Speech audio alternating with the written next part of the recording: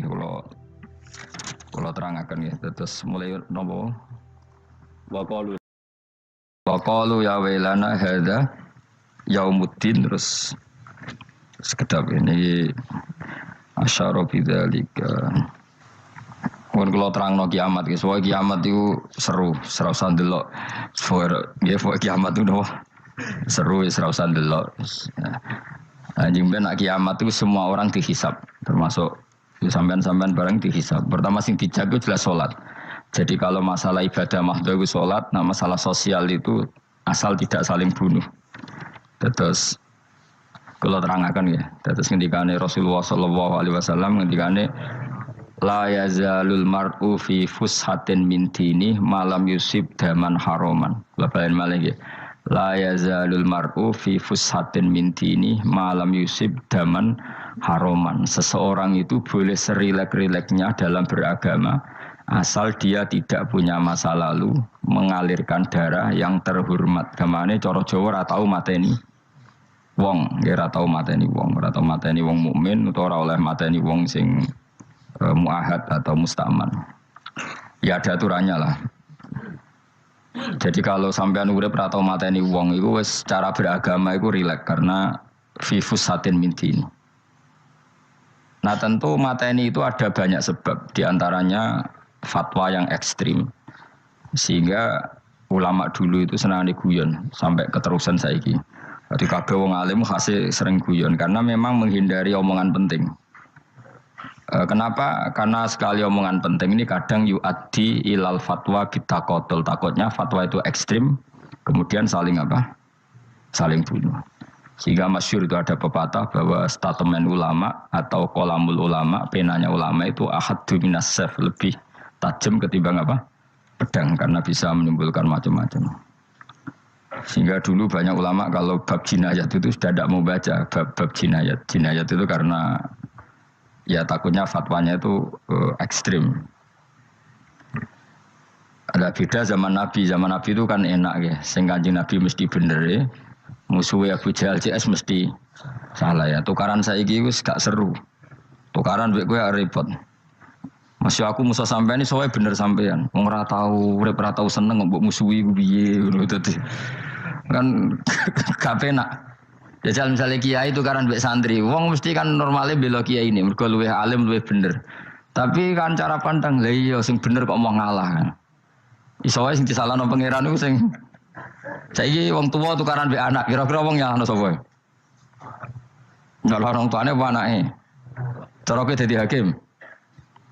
Wong tuwa kok wani anak, kualat ngono ya lucu. Dene kan anak kok wani wong.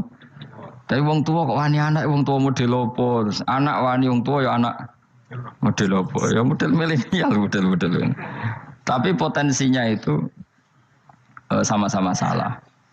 Sehingga ulama itu mulai dulu itu menghindari ngendikan penting itu menghindari. Karena ya tadi takut fatwa itu. Saya ulang lagi ya. Jadi seseorang itu selonggar-longgarnya dalam beragama asal tidak pernah membunuh. Tidak membunuh darah yang seharusnya tidak terbunuh. Terus kalau masalah ibadah itu Allah ngambilnya sholat. Awwalu ma yuhasabu bil mar'u napa? As-sholat. Pertama yang dihisab itu sholat. Jika sholatnya lolos, maka hisab yang lainnya napa? Ringan. Ya mpun ngoten. Terus ada hisab-hisab yang iku lho waca mungkin sampean iso ngantisipasi hisab. Nah, jadi la tazulu qadama Adam atau qadama ibni Adam yaumal qiyamah hatta yus'ala an arba'in. Pertama ditanyakan dari sifat mudanya, dihabiskan untuk apa, umurnya untuk apa, hartanya dari mana, setelah mendapat untuk apa. Terus wa an ilmihi madza amila bihi, terakhir setelah mendapat ilmu itu apa yang dia perbuat. Mana ada orang tua ilmu dia tidak ditakoki wae pangeran ora apa takoki. Ilmu iso nglakoni. Mboten gadah ilmu ya Gusti.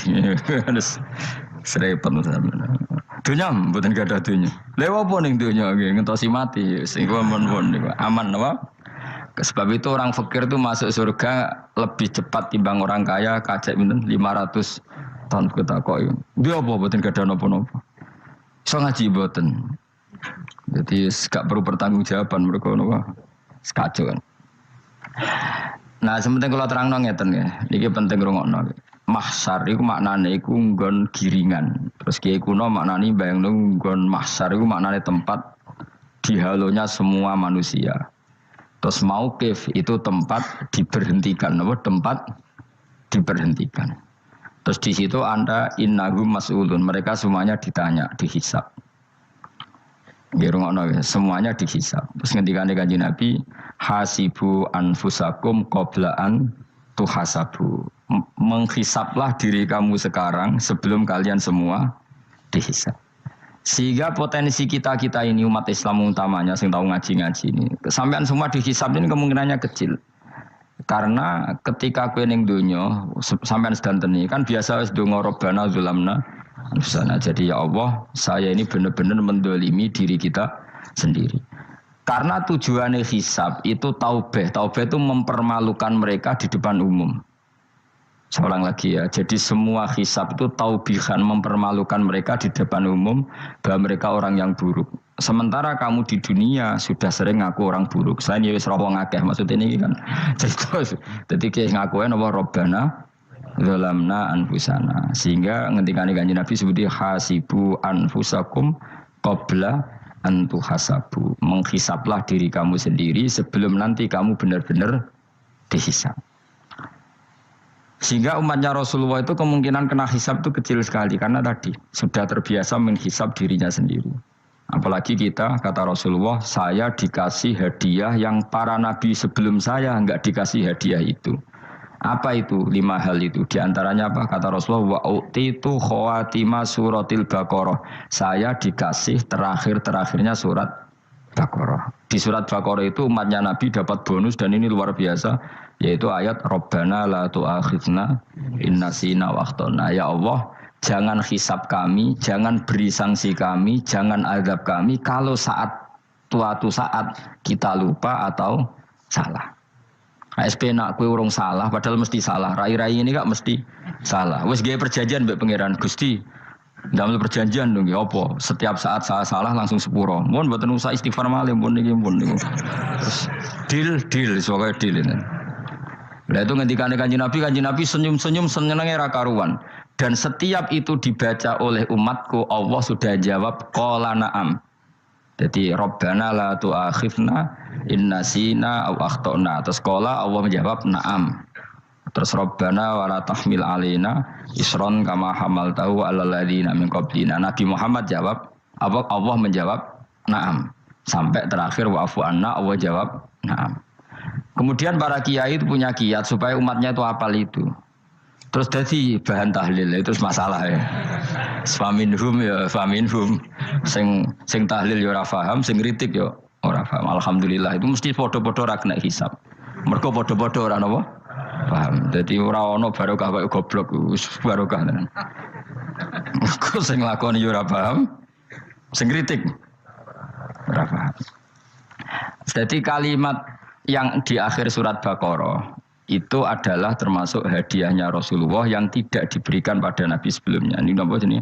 Utitu khawatima suratil Baqarah. Saya dikasih akhir surat Baqarah. Gini ku setiap doanya umat Nabi Allah jawab napa? Naam. Jadi ya Allah la tu'akhidna, jangan kasih sanksi kita innasina au akhtona. Allah jawab naam. Itu satu. Terus kedua, umatnya Nabi itu kalau dosa itu tidak perlu prosedurnya harus istighfar. Banyak amalan yang menjadikan diampuni. Misalnya kafaratul majlis itu lafadznya enggak istighfar. Subhanakallahumma bihamdik misalnya. Dan banyak imatatul adza anit thariq. Misalnya Nabi pernah cerita ada seseorang yang nakal, kemudian gara-gara menyingkirkan duri di jalan yang ganggu orang lewat, kemudian Allah memaafkan. Ada yang dimaafkan karena ngombeni anjing, macam-macam lah. Kemudian ngombeni santri, macam-macam. Sehingga potensi kita dimaafkan itu tinggi sekali karena ada sekian amal yang itu menjadi sebab ridhanya Allah Ta'ala. Malah kalau dalam dunia wali itu ada seorang wali mau ngarang kitab, kemudian tintanya itu diminum lalat, dia membiarkan tinta itu sampai lalatnya sampai kenyang, kemudian gara-gara itu dimaafkan oleh Allah Subhanahu wa Ta'ala. Banyak sekali. Sehingga potensi kita dimaafkan tinggi. Terus turus, dadi orang ngrasani wong enggak macam-macam lah. Iku ya insyaallah di sepuro pangeran. Dadi ana wali mergo kakean apa? Turu ditakoki, "Kenapa kowe kok turu wong wali? Mboten siap roh donya, Gusti." "Kenapa?" "Donya wis rusak tok, patok mboten roh Gusti." Lah iku ya mari swarga napa? Ya swargane wong turu ya kira-kira tok. Tapi jadi umatnya Nabi itu luar biasa. Makanya saya yang heran nih kalau ada orang alim bikin gerakan terlalu tenanan itu keliru, biasa mawon. Turu ku ya ibadah, wae agar gak zina, gak maling, wae agar gak nglakoni dosa gedhe ini sanggep ae napa? Ibadah. Karena tadi Rabbana la tu'akhidna in nasina wa akhtana. Terus Allah jawab na'am. Sehingga kiai-kiai itu takut orang itu lupa terus dimodifikasi sedemikian rupa jadi wiridan. Tapi alhamdulillah kok banyak yang kritik. Jadi ya biar seimbang loh. Seimbang kepada alam demokrasi. Jadi kalau lagi kecewa ambek sing kritik mergo insyaallah rapati paham masalah usul ini. Karena satu-satunya cara supaya orang paham itu pancen yo dijak latihan bareng-bareng. Gak ngono malah ra paham blas. Ya tapi tadi ya semua itu resiko. Zaman Nabi Sugeng nak ono ibadah sunat dilakoni terus Nabi yo duka, kuwatire dianggap wajib. Tapi nak ora dilakoni blas Nabi yo duka, wong sunat ora tau dilakoni. Jadi sudah alhamdulillah sekarang ono sing ngritik, ono sing setuju biar seimbang no. Wong padha ora paham wae napa? Padha paham. Padahal makna ayat itu luar biasa. Rabbana la tu'akhidna in nasina wa akhtana. Terus kedua, Rabbana wala tahmil alaina isran kama hamaltahu alal ladina min qablina ya Allah. Jangan beri beban kami sebagaimana engkau memberi beban kepada orang sebelum kami. Dulu itu kalau ada orang yang salah, itu harus dibunuh oleh orang yang tidak salah. Liyaqtulal bari'u minkum al-mujrima. Supaya yang tidak salah membunuh yang salah. Sehingga ketika umatnya Nabi Musa menyembah anak sapi, ijel itu, apa kata Allah? Fatubu ila bari'ikum faqtulu anfusakum. Kamu syaratnya tobat harus saling membunuh, yaitu orang yang terbebas dari dosa itu membunuh yang tidak dosa. Masyhur itu. Terus Allah mengirimkan mendung yang pekat terus gelap. Ketika gelap itu yang al-bari yang enggak dosa mengeksekusi yang dosa. Sekarang kan enggak, paling takam KPK berarti penjara mulai suka sisa korupsi jake. Jadi penak lah pokoknya zaman akhir itu penak. Pemenang saya KPK ini mulai disoal, jadi aman lah. Sebuah sing bener di saja nih ya sing bener ya pangeran. Misalnya rasa KPK lah nak kita takwa ya rasa korupsi. Kalau KPK dilemahkan nanti yang korupsi marah. Lah masalah orang KPK lah nak di pangeran kan ya aman karena korupsi. Kowe aneh-aneh wae. Kowe wong mukmin kok bakas ngono. Kowe sementing iku nak kowe wedi pangeran kan ra usah polisi, ra usah KPK wis tetep ra usah dosa wong wedine mbek pangeran. Nah, kecuali ra usah pangeran ateis, lha iku masalah. Ya, tapi kan omongan ini gak populer, padahal bener. Nah, aneh. Jadi karepmu ngene, terbebas korupsi nek ana KPK, urip makmur nek ana menteri kemakmuran. Pokoke kabeh kowe mbok gantungno pejabat negara. Mengene tau hitam jeblok, sak jeblok-jebloke. Misalnya rasa sejahtera, saya menteri sosial harusnya gini-gini. Ngono korupsi salah KPK. Ngono ono ora keamanan salah polisi. Senengane nyalahno wong. Gue sekali-kali nganggo tauhid. Nah ono adab iku mergo dosa yang sudah kelewat. Ya tapi kan gak mungkin ngomong bernegara gitu. Tapi atas nama iman bahasa kita seperti itu. Kalau atas nama bernegara emang kita butuh polisi, butuh tentara, butuh KPK. Tapi atas nama iman ya tadi kalau kita diberi sanksi Allah itu rata-rata dari bima qaddamat yadaka itu pasti ada salah yang pernah Anda lakukan. Ya, tapi sudahlah ini zaman sudah seperti ini. Sanut ya, anut umumnya wong akeh. Kalau terang nomale masalah hisab ya. Hasibu anfusakum qabla an tuhasabu. Kamu menghisablah diri kamu sebelum kamu dihisab. Misalnya saya sebagai ulama, tentu hisab terberat saya itu kitmanul ilmi, menyembunyikan apa? Ilmu. Karena ilmu kalau disembunyikan tuh bahaya sekali. Bayangkan di alam fisik. Misalnya ada orang berkebutuhan pada kemaksiatan, terus di situ ditulis bar, karaoke misalnya.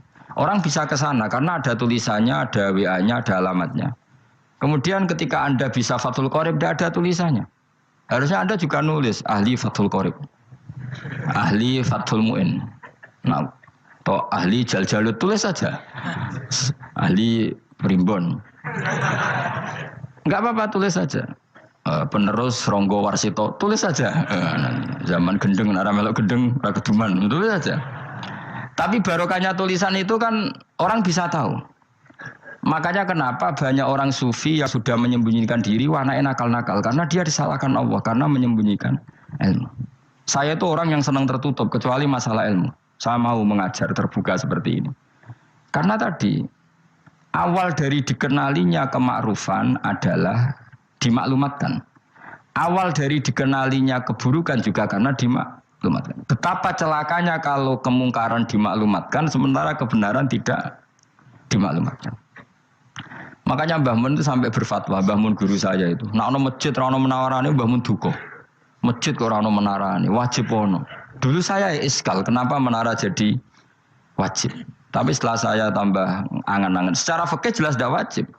Tapi coba bayangkan, misalnya ada bar lampunya tinggi, orang dari jauh tahu itu bar, sehingga kalau mau maksiat misalnya ingin ke sana. Sekarang misalnya masjid gak ono menarane, ada orang ingin sholat, ono masjid tahu ora. Tapi baru kayak ada menaranya kan, tahu. Intinya semua kebaikan itu harus dimanarohkan. Makanya manaroh itu dari kata nur, dimenarakan, dari kata nur, dari kata dicahayakan, dimaklumatkan. Sehingga mulai dulu lama itu meskipun humul itu menyembunyikan diri. Tapi kalau masalah ilmu mereka membuka diri. Nah, coba kalau misalnya ngaji seperti saya ini, saya tidak terang-terangan jadi orang alim. Sebetulnya nggak baik. Kalau kamu ujub, sombong, aku orang alim itu tidak baik. Tapi kalau kita kan tidak karena ujub tadi, harus memaklumatkan. Coba berapa bapak-bapak yang tertolong nyari bidan ketika istrinya hamil. Gara-gara tulisan, karena yang nolong itu bidan. Ya kan? Dokter gigi. Atau kalau enggak dokter, ya ahli gigi. Ahli gigi itu yang dipasang tanpa medis itu. Tidak kamu menjadi tahu karena apa coba? Tulisan kan. Tapi kenapa kebaikan tidak seperti itu? Harusnya sampean itu tulis saja. Misalnya sampean enggak alim saja, maklar orang alim. Siap menyalurkan ke tempat-tempat orang alim. Coba TKI tenaga kerja itu. Mereka tahu Korea, Hongkong karena tulisan penyalur tenaga kerja. Tulis saja rumah kamu penyalur ke orang alim. Nanti antar kembeduan. Kalau ada orang tanya, maksudnya gimana? Kalau butuh orang alim, tak antarkan. Oh ya sudah, itu kalau se-Indonesia, itu luar biasa. Jadi yang ngajinya dulu Fathul Qorib sampai bab sholat bisa saja. Ahli Fathul Qorib sampai bab sholat. Tulis saja dalam kurung pemahaman pas-pasan. Enggak apa-apa. Lo coba dokter itu kan fair. Kalau ilmunya pas-pasan tulis dokter umum. Kalau dia merasa pinter dokter spesialis. Dan itu menjadi orang tahu. Tulis saya kan ke ahli saraf. Nah, lo buatan guyon itu betul. Makanya saya ini termasuk orang yang menyembunyikan diri. Tapi kalau bab ilmu enggak. Sehingga nyun saya tidak sombong banyak Gus Alim yang ngaji saya Jamul Jame, ngaji Mahali. Padahal itu kitab tersulit di pondok. Tapi gara-gara saya sering cerita, saya pernah ngaji Jamul Jame sama Mbah Mun. Saya pernah mentakriri kitab ini. Hanya banyak yang ngaji saya. Kalau tanpa itu kan mereka tidak tahu.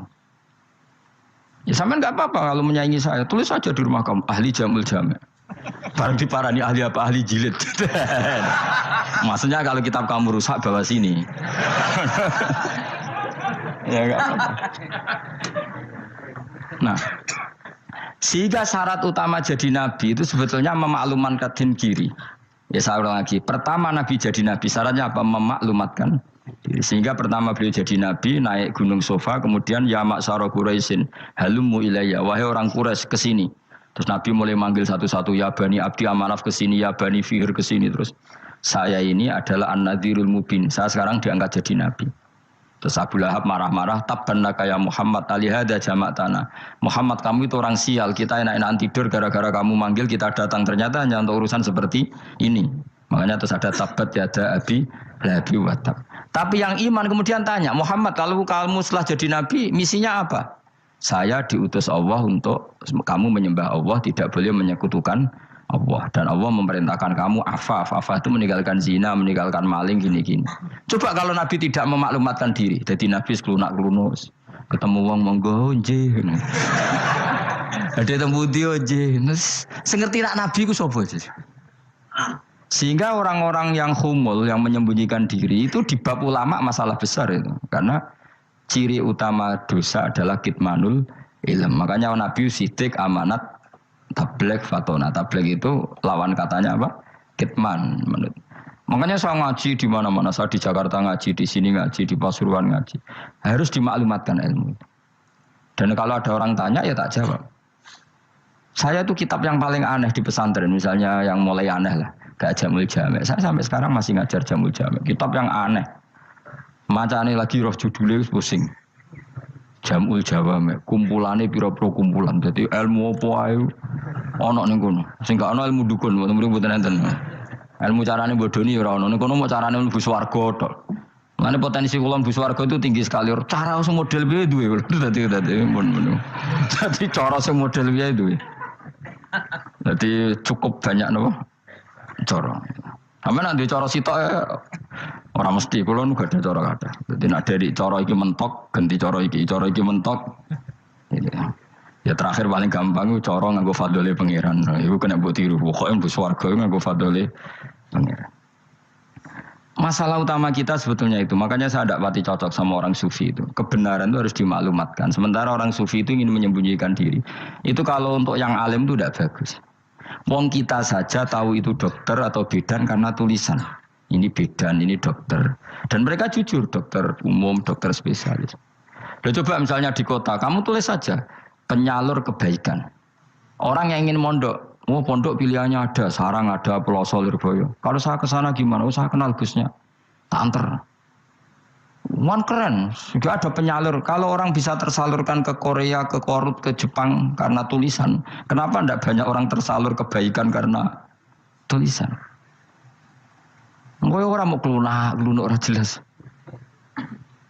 Meskipun nanti ditawari orang, mesti dulu sih ahli takrib, mesti wong guyu, ahli fathul qorib. Sampai bab sholat. Tulis saja jujur. Maaf tapi hanya sampai bab sholat. Tulis saja. Ada maafnya barang. Maaf. Tapi sampai bab sholat. Enggak apa-apa. Paling untuk wong sowan. Larian mau doa jenengan 2 tahun. Tapi ini mau doa mau 3 bulan. Mulai ngaji ini bab sholat. Enggak apa-apa. Lalu itu dulu memang begitu. Rasulullah zaman Sugeng itu kalau ngajari santrinya itu balighu anni walau ayah. Maklumatkan ke kampung kamu meskipun 1 ya, banyak sahabat kalau ditanya ya tidak bisa karena ngajinya tidak hatam.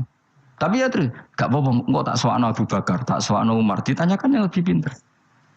Saking tidak pahamnya sahabat itu lucu, ketika ada ayat waqulu wasrabu hatta yatabayyana lakumul khaytul abyadu minal khaytil aswad. Itu kalau mau tidur ya benar-benar bawa benang putih sama benang hitam ditulis dipasang di pintunya. Jadi kalau makan diinceng lagi, kok masih belum kelihatan, wah masih boleh makan. Terus begitu. Kalau sudah mulai syuruk, mulai padang, wah berarti sudah imsak. Jadi karena makanlah dan minumlah sampai benang hitam terbedakan dari benang putih. Artinya kalau malam kan, dulu kan nggak ada listrik, nggak ada lampu. Berarti kalau benar-benar masih malam nggak terlihat, berarti masih boleh makan. Nanti terus dilihat gitu. Terus, ya sudah wakafnya di situ. Hatta yatabayyana lakumul khaytul abyadu minal khaytil aswad. Wakaf dulu. Terus akhirnya Kanjeng Nabi itu piye kok umatku dadi masangi benang ini. Akhirnya Jibril teko. Ini makanya unik dalam ulumul Quran. Satu-satunya ayat yang diturunkan hanya 1 kata itu ya ayat itu tok. Terus Jibril datang, Muhammad ayatnya itu kurang sitok. Minal fajr. Terus ditambahi minal fajr. Jadi minal fajr itu unik. Ada Jibril jauh-jauh dari langit. Iku mau nurun apa? Minal fajr. Makanya kalau kamu nanti dites, kalau ingin jadi dokter tafsir dites, ada 1 kalimat yang diturunkan jauh-jauh Jibril ke bumi. Apa kalimat itu? Jawabannya minal fajr. Wis alim yakin alim. Ya ikut tak? Masa itu saudara? Mereka gara-gara sahabat itu terus masangi apa? Benang ngincang. Akhirnya minal fajr. Baru mereka tahu maksud fajar, maksud apa? Benang hitam artinya malam, benang putih artinya fajar. Sodik sudah menyingsing. Semenjak itu sudah ada benang-benangan karena jadi orang-orang ngono maksudnya iki kurang sithik terus turun apa? Minal fajar ya. Jadi nanti kalau sampean latihan tes jadi dokter apa? tafsir. Ayat mana yang diturunkan hanya satu kalimat atau satu kata aja apa? Minal fajr. Itu lolos langsung doktor. Pun pinter. Ya pinter ngerti maksudnya orang yang dikandang. Lah nanti hubungan kita dengan Allah ya seperti itu. Sejauh mana kita memaklumatkan Allah. Sejauh mana kita mengkampanyakan Allah. Saya berkali-kali bilang, saya kemarin kan di Korea, itu sebetulnya saya yakin hanya doa saya. Saya sering berdoa, ya Allah, Engkau dipuji di langit dan di bumi. Lalu kalau di bumi ateis, itu caranya kayak apa? Dulu saya itu terobati karena Uni Soviet setelah persemakmuran banyak menjadi negara Islam. Berarti itu bukti bahwa Allah pun dipuji di bumi Uni Soviet. Lalu yang kayak Korea kayak apa? Ternyata betul Koreanya tetap ateis, tapi gara-gara diserbu wong Indonesia. 49.000 wong Indonesia ning Korea Selatan. Iku mbok gawe sing salat separuh, iku jek piro? 24, kira-kira ya digawe 20.000. Ku 20.000 salat kabeh, tahlilan kabeh surwame. Lah kok sing ngritik tahlil muni sunah Rasul tok serami. Pokoke rame lah walhasil. Kita tahlilan wah itu enggak ada hadisnya. Enggak apa-apa sing penting muni hadis sing sitok tahlil muni hadis ya ibadah, tahlil ya ibadah. Mbok lah soal kok bener ding totalan guri sing penting rame. Maksudnya sementing rame ngomong visi Islam. Kita Islam tahlil sitok Islam sunnah Rasul enggak masalah. Wong ape yakin bener saiki ya ora ono klarifikasi. Tapi sementing kan kabeh ngomong tentang Islam. Artinya gini, Allah punya cara untuk supaya bumi Korea itu ada yang bertasbih bersujud. Mil'us samawati wa mil'ul. Allah tidak kurang cara. Golek wong kedonyan ditawarik ke sana demi uang. Bareng wis ning kono dielingno pangeran. Segawe masjid, kontrak masjid macam-macam lah, masjid kontrakan ning Korea. Ngene ra ono masjid. Pusing. Saya pernah ngisi di satu masjid itu gambare pintu gerbangnya bukan salib kan. Ternyata tingkat 1 itu gereja, tingkat 2 bar, tingkat 3 masjid. Kadang ya kebalikan masjid, bar, gereja. Satu gedung. Jadi malaikat saya tidak tahu lewatnya gimana itu kan. Saya nggak tahu itu cara lewat gimana. Karena malaikat bagian rahmat itu nggak bisa dia lewat salib. Tapi dia harus menulis ganjaran yang sholat. Nggak tahu saya lewatnya dari mana karena itu. Ya tentu dia punya cara lah, tapi yang jelas ya agak bingung ini gimana. Itu pernah yang tingkat 2 itu bar pas aktif. Ada santri yang ya pekerja imannya pas-pasan. Kalau nanti gus badhe Jumatan, mlebu bar pas aktif wae wong ayu. Meh wera Jumatan, mergo mau tingkat 2 bar, tingkat 3 masjid. Itu ana khutbah yang barnya tetap main, ada bar yang masjidnya tetap khutbah. Itu masuk bar. Jumatan pun yang gini wae gitu. Akhirnya ya di situ beberapa menit terus ada komat Jumatan. Dosa ta ragus kuning. Ya aku kuning. Ya sekelem Jumatan wae apik.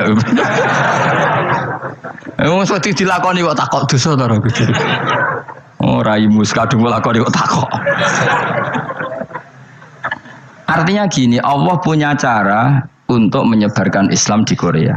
Sama seperti Allah punya cara untuk menyebarkan Islam apa di Indonesia. Dulu orang Gujarat, Punjab, ya sejarah ini menurut saya ya tetap sebagiannya benar. Meskipun tidak seluruhnya benarnya sejarah Islam masuk Indonesia rata-rata orang kan menulis pedagang Gujarat, India ke Indonesia dagang karena mereka mukmin akhirnya juga menyebarkan apa? Islam. Itu jelas nyata. Meskipun tidak semuanya seperti itu karena ada yang dibawa Yusuf Baros itu yang muridnya Sayyidina Ali itu. Terus juga ada yang dibawa beberapa habaib dari Yaman langsung ke Indonesia kayak yang di daerah Tuban itu kan langsung habib-habib dari Samarkand langsung ke mana? Tuban. Makanya saya bilang sejarah itu semuanya benar karena memang variasi masuknya Islam di Indonesia itu banyak. Jadi itu enggak masalah. Yes, sampean niru sing kedonyan mawon sing luwih gampang napa? Lho enggak dong, kayak Jakarta itu kan kota kayak gitu, baru kayak wong kedonyan orang ke Jakarta semua. Gara-gara tahu mondok pedutan tadi ahli Fathul Qorib tadi yang sampai bab sholat, terus bikin masjid. Iku coba takoki faraid terang ora iso kan. Pemene takoki muamalah terang ora iso, tapi nak trimo carane sholat sing batal apa ngentut roh. Aduh. Ilmune kok roh nak nganti bab iku jek roh. Sing batal sholat apa jek roh ngentut nyekel wong wedok jek roh. Tapi mbok aja takoki sing detail apa? Cara mengenari kiblat dengan hisab yauma rasdil kiblat wis ora iso. Atau nganggo komputer itu loh. Nganggo jam ya, nganggo kompas. Padahal ono ilmune ya maros di apa? Kiblat di bulan tertentu, hari tertentu itu nanti matahari tepat di atas Ka'bah. Serang arah iso, nak dong niku serang arah iso. Ya saya ulang lagi ya. Jadi kesalahan kita adalah kebenaran itu kita sembunyikan. Padahal awal dikenalnya Islam itu lewat i'lam. Fasda bima tu'maru. Kebenaran harus dimaklumat. Tapi problemnya Islam Indonesia tuh kadang humul tuh bangga. Enggak dikenal orang itu bangga gini. Oke lah, kalau yang enggak, saya sendiri ya suka humul. Sampai sekarang saya suka humul. Saya sampai sekarang enggak suka tamu. Bukan karena benci tamu, ribet. Maksud saya kalau sowan kiai ya ngaji saja, ora usah sowan. Oh ribet. Ya lucu kan, seneng Gus Bak jare wong alim. Terus senenge mau sowan tok ngaji ra gelem piye karepe. Wong kok aneh. Iku berarti kalau do karo seneng dokter, di konsultasi obat ra gelem tapi ngajak jagongan. Dok, jenengan tiyang pundi? Jenengan manggen dalem mriki mulai tahun pinten? Lah ya kowe takok dokter kemalan. Mesti nek kowe takok laram apa, obate apa kok malah kenalan. Pindah Jogja tahun pinten, Dok? Dan jenengan kawin mriki tahun pinten? Lha jare Gus Bae wong alim kok sowan ngono. Jenengan kelahiran tahun pinten, Gus? Zaman dinosaurus. Wong alim kok takoki lahir iku piye karepe? Susah tak takok pisan matiku kapan, Om.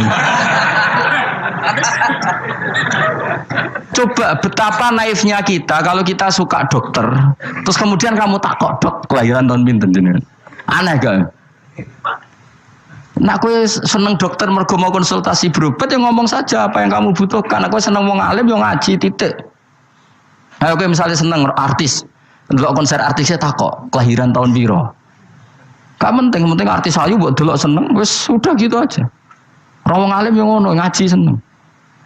Yang kadang wong Jawa lucu seneng wong alim sowan terus takok-takok. Mana iku dudu obat nang yakin. Maksudnya bu sing profesional, maksudnya sing rontok bener sidik lah, jadi wong aja bener nemen-nemen gak mungkin, wis pokoknya bener sidik-sidik.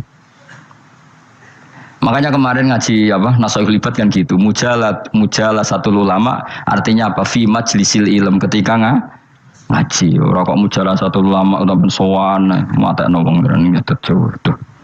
Kulo termasuk kiai yang kampanye ini. Soalnya termasuk kiai terkenal tapi sing tamu kulo rapati kathah. Iku jaga masyaallah tenan wis. Muga-muga rodok tobat sithik-sithik maksudnya. Maksudnya ya sudah lah. Ya tadi hubungan wong alim ya sudah ngaji. Kalau hubungan sama dokter ya tanya konsultasi apa? Medis. Kan lebih enak. Nah, hubungan mbek dukun wis takok wis mbah niki menyangking pundi. Kok jenengan dermemel nglafadzno apa sing kalimate sing jelas kena apa nak dermemel mandi nak jelas kok ora mandi ku piye takono aku yo guru pun mbek dukun wong kalimate ra jelas kok mandi nak jelas gak mandi kok nak jelas kita bodoh ini ayo guru mantra iku mesti gak wae rungokno tenanan kalimate terus ra jelas dukun-dukun dulu kok mandi, nak jelas malah mandi. Mandinya tenan bora yoraro. Ya saya ulang lagi ya. Jadi sebab itu di Quran sering ada kata i'lamu, kenalilah, ketahuilah. Jadi awal dari agama ini adalah harus tahu. Maka menyangkut harus tahu ini lalu Allah bikin media. Media itu apa saja. Tapi lalu kita bisa berdebat tentang media. Itu yang kita tidak tahu nanti hisabnya di depan Allah Subhanahu Wa Taala. Saya sampai sekarang itu nggak tahu, nggak pernah bilang halal, nggak pernah bilang haram. Misalnya gini ya buat ini dengerin ya. Di Korea ini sering teman-teman cerita. Ada beberapa majikan yang baik sama umat Islam, yang bekerja Muslim. Itu kalau dipamiti sholat kan, Pak majikan saya mau sholat. Sholat itu apa? Mereka bilang dengan bahasa analogi di Korea, pokoknya sholat itu sembahyang. Ketika sholat itu ditanya sama orang Korea, loh kamu itu sembahyang kok tidak ada patungnya? Karena pengetahuan mereka yang namanya sembahyang itu ada patungnya. Ada yang baik, apa sekalian tak belikin patung? Jadi wong Islam pas sholat tuh didelok ngarepe dhuwure kok gak ono patung. Ono sing ape sujud tuh digambarno salib. Mergo dekne denger-denger kalau karena tidak tahu Islam itu apa. Sementing ada personifikasi Tuhan. Ada lagi ini yang agak ngeri. Ada pegawai Garuda karena dia agak terpelajar waktu sholat dia sholat sama krunya di mall. Itu langsung security mall nelpon polisi. Ini ada ritual teroris gitu. Jadi sholat itu udah mukadimah sebelum ngebom. Jadi ritual. Pertanyaannya adalah karena mereka tidak pernah ngerti sholat itu kayak apa. Dan kadang-kadang orang ngerti bahwa sholat itu adalah ritual umat Islam itu lewat media. Media itu bisa berita, bisa dokumenter, bisa apa saja. Kita tidak pernah tahu cara Allah mengertikan. Seperti kita tidak pernah tahu madzhab Mu'tazilah, tahunya itu dari kitab-kitab ahli sunnah wal jamaah. Coba kita semua misalnya tahu madzhab yang aneh, Mu'tazilah, Jabariyah, Qadariyah, itu dari kitab mereka apa dari kitab ahli sunnah? Dari kitab ahli sunnah. Maka bisa saja informasi keburukan itu dari orang baik dan informasi kebaikan dari orang buruk. Kita tidak pernah tahu. Karena ini yang bisa ngelola hanya Allah Subhanahu wa taala. Tidak bisa, kita tidak bisa, hanya Allah yang bisa. Maka perdebatan Ahmad bin Hambal dengan Haris al-Muhasibi itu seperti itu. Misalnya gini, tak kiri contoh. Haris al-Muhasibi itu orang alim allamah. Dia ahli sunnah mandat, pokoknya ahli sunnah sekali. Dia mau ngarang kitab tentang dia menentang Mu'tazilah, menentang Qadariyah, menentang Syiah. Terus setelah mau ngarang kitab, ditanya sama Imam Ahmad, ya Haris, kalau kamu ngeritik Mu'tazilah, awalnya gimana caranya kalau ngarang kitab? Ya saya cerita pendapat mereka dulu, lalu saya saya tentang. Imam Ahmad guyu-guyu. Bukankah setelah kamu cerita mazhab mereka plus argumentasi mereka, jangan-jangan pembacanya sudah tertarik. Pas kamu nentang, kamu sudah dianggap gawe-gawe. Karena kadung tertarik. Saya tak contoh wae, misalnya gini, kowe sekarang rasa bareng dadi wong soleh biasa wae. Aku ono gambar wong wedok montok tak tulis, hindari ini. Kira-kira dia mau hindari apa gambare? Enggak jawab ya, kira-kira lho. Sing mbok nikmati kata hindari apa? Sing mbok eling-eling kalimat hindari apa gambare? Kira-kira. Padahal tulisannya apa? Hindari bahaya ini. Bahaya ndi terus didelok. Terus sing dieling-eling ora hindarine tapi sama. Pendapat Mu'tazilah itu ada yang menarik. Misalnya gini, menurut Mu'tazilah, seseorang masuk neraka ya karena amalnya, masuk surga ya karena amalnya. Apa artinya kalau masuk surga karena fadl Allah? Lalu gunanya amal apa? Mungkin pembaca kan tuh, wah ini proporsional ini. Gak ada ahli sunnah, jadi bus warga mereka fadl pangeran kok enak. Lalu gunanya amal apa? Padahal dia tahu pendapat Mu'tazilah itu dari kitab itu, kitabnya orang ahli sunnah. Gak pernah tahu kita. Ya saya ulang lagi. Itu kan ibarat kayak KUHP. Kamu baca KUHP draft, terus kamu cocok. Kamu mesti nyalahkan yang demo. Atau baca buku selebaran orang demo, kan terserah kamu. Kamu kan punya akal, kan tetap milih. Tetap milih. Problemnya kata Imam Ahmad itu, ketika kamu menceritakan pendapat Mu'tazilah, bisa-bisa orang itu kadung tertarik. Ketika mulai kamu tentang, orang itu gak tertarik sama penentangan kamu. Berarti kamu ikut menyebarkan Mu'tazilah. Sama seperti tadi, gambar perempuan yang agak jorok tadi, sebetulnya tak tulisi kata hindari. Padahal Rukinus gak tahu, eling wong wedok gara-gara tak kei gambar hindari bahaya ini, malah jadi eling. Orang eling tulisannya eling. Nah hakikat saya ini penyebar kata hindari apa penyebar gambar itu? Coba. Lalu status saya ini pengedar gambar itu apa pengedar kata hindari? Lah iya yang mengedarkan kata hindari tapi yang mengedarkan. Nah sama sekarang pertanyaannya, kalau kamu ngarang kitab anti Mu'tazilah itu sebenarnya pengedar mazhab Mu'tazilah apa penentang? Ya pengedar juga karena umat tahu dari kitab kamu. Contoh ya. Lah ya mulane dadi perdebatan, kok kaya iya kaya ora. Juga tuh kali gini misalnya, kamu jangan milih presiden yang dari militer, itu pasti keras, tegas, terus kaku. Ternyata pembaca itu wataknya militer, lu cari yang begini, pusing kan kamu. Agak suka presiden sipil, gak tegas. Padahal kamu nulis itu untuk menggiring orang milih presiden. Jangan milih yang militer, pasti tegas, nggak demokratis, nggak nerima pendapat. Ternyata pembacanya suka saya punya pemimpin yang tegas. Habis kamu kan? Yang tahu hati orang itu siapa? Makanya ketika kitab Ahli Sunnah dipenuhi dengan cerita-cerita madzhab Mu'tazilah, itu sebetulnya kamu itu pengedar apa penentang? Itu pertanyaan Ahmad bin. Akhirnya Imam Haris Al-Muhasibi bilang gini, enggak maksud jenengan itu ngelarang apa dukung. Pokoknya mergo mangkel. Dari Imam Anjo aku pokoknya ngomong ngono ae pokoknya. Terus akhirnya Imam Yus nangoten kita arahe jenengan mboten sedo ngarang. Makanya Haris Al-Muhasibi akhirnya enggak mengarang kitab itu. Dia sebenarnya pernah rencana Kitabul Firaq fil Islam. Dia mau ngarang kitab kelompok-kelompok dalam Islam. Ya coba mau apa coba? Misalnya kamu bela tahlil, nasibnya juga seperti itu. Hujahnya tahlil, ini. Terus hujahnya penentang tahlil. Yang bisa mengendalikan pikiran pembaca siapa? Ternyata dia tertarik sama pikiran penentang. Lucunya yang menceritakan kamu, pengagum tahlil. Kan tidak pernah tahu. Mana nak dari ceritanya Mbah Mun itu lucu. Mbah Mun itu mondok Lirboyo. Itu di Bandar Kidul akeh wong ayu. Itu dulu babahnya Mbah Mun itu ada yang suka orang sana sampai nikah orang sana juga pulang ke sarang. Itu diantara mbah-mbahnya Mbah Mun. Suka perempuan sana terus nikah sana nggak pernah pulang ke sarang. Nah, Mbah Mun itu lahir dari adiknya, pokoknya dari keluarga, dari saudara yang nggak pernah pulang dari Bandar. Diwasiati mun nak mondok ujo geman dolan ning Bandar Kidul. Wah, akeh wong akhirnya malah penasaran. Justru kalimat itu yang menjadikan maksudnya aku ajune nganti sepiro nganti mbahku katut kan malah akhirnya penasaran. Lalu kata Mbah Mun tak angen-angen bener Imam Ahmad bin Hambal. Maksudnya itu kalimat itu pancen ribet. Kalimat itu ribet pancen. Coba milih mana coba? Jong ojo geman moro pasar opo lah nang daerah kono. Ono opo? Bahaya kan. Gara-gara kamu melafatkan itu malah orang penasaran. Di sana ada bareng delok ning kono, yo nak terus mulai tak ora.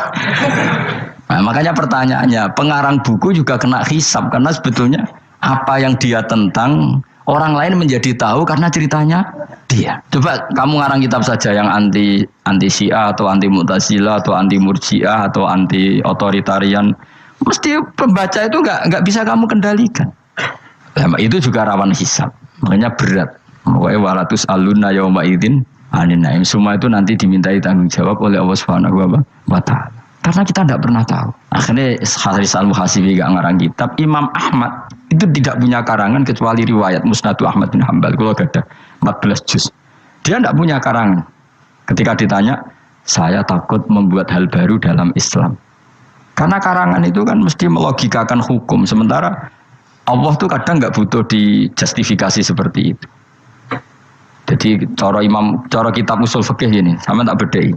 Mungkin nggak Allah menyuruh kamu ngangkat gunung Merapi tanpa alat? Nggak, jawab saja. Latihan pinter. Mungkin nggak Allah menyuruh kamu disuruh ngangkat gunung Merapi? Mungkin nggak? Mungkin apa enggak? Nah, itu ulama usul fikih berdebat. Ada mengatakan tidak mungkin.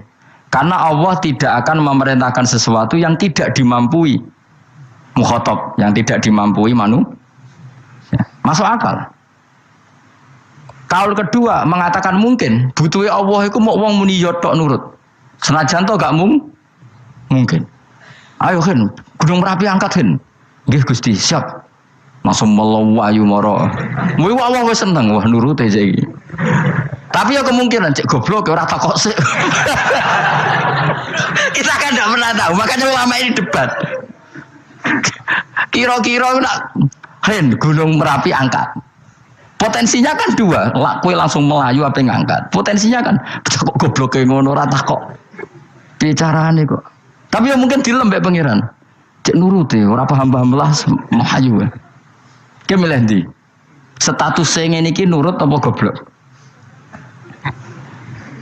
Jawab, nurut apa goblok?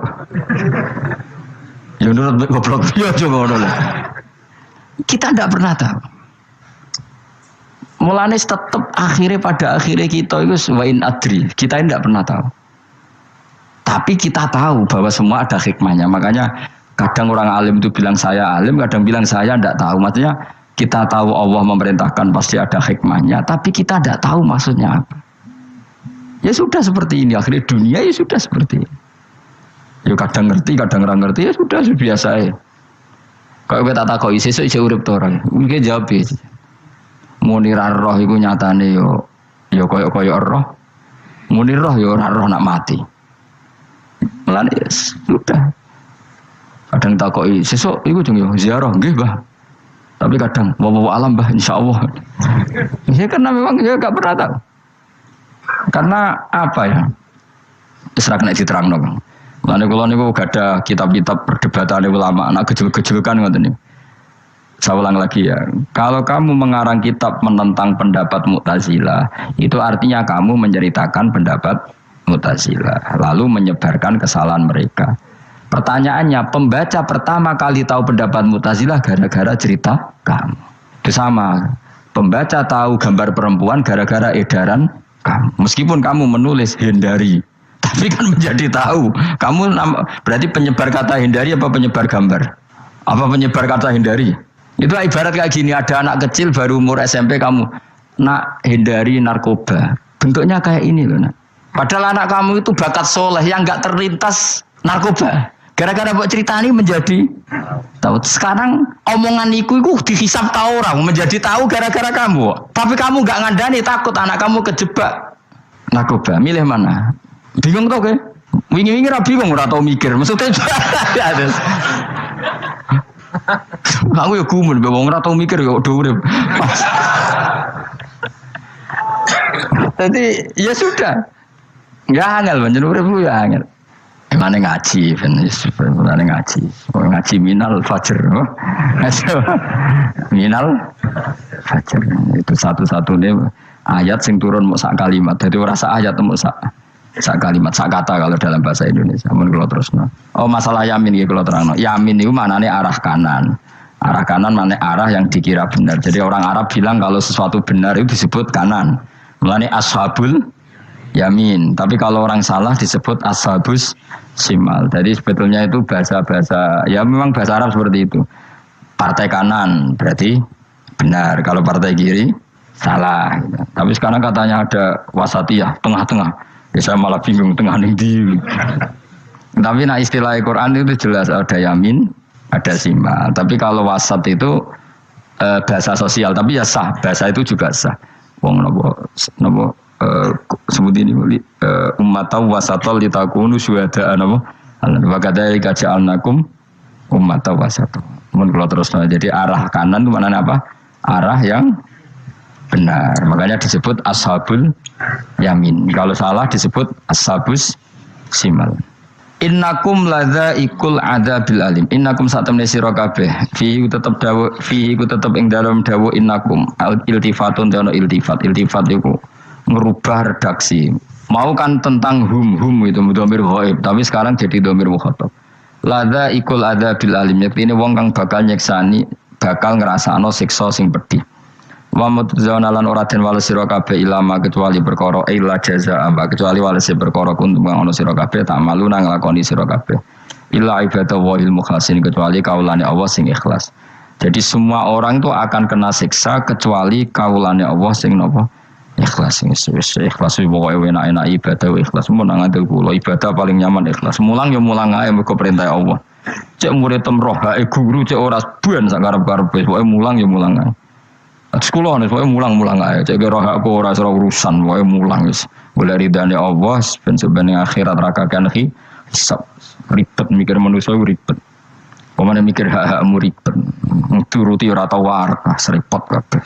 Ben bonus dunya ben bonus.